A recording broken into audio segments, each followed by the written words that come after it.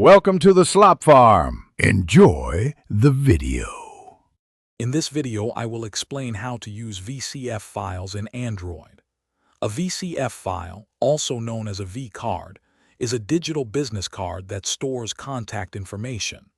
This includes names, phone numbers, email addresses, and even physical addresses.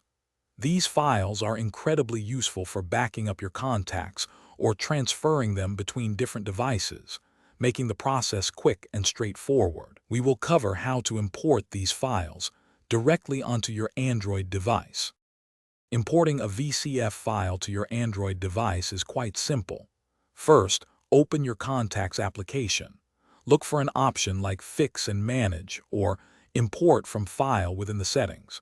You will then select the VCF file from your phone storage. If you have multiple accounts, choose the Google account where you want these contacts saved.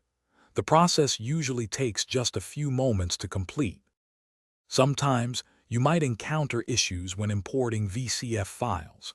If contacts are not importing correctly, first check if the VCF file itself is corrupted by opening it on a computer. For very large files, your phone might struggle to import all contacts at once. Try splitting them into smaller files.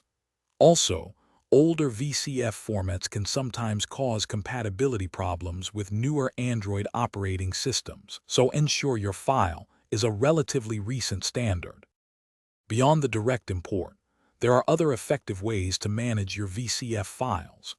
You can upload your VCF file to Google Contacts on a computer, and they will automatically sync to your Android device.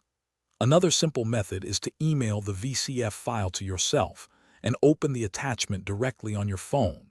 For complex scenarios or very large contact lists, specialized third-party applications can provide more advanced import functionalities. Thanks for watching. Consider subscribing if we helped you today.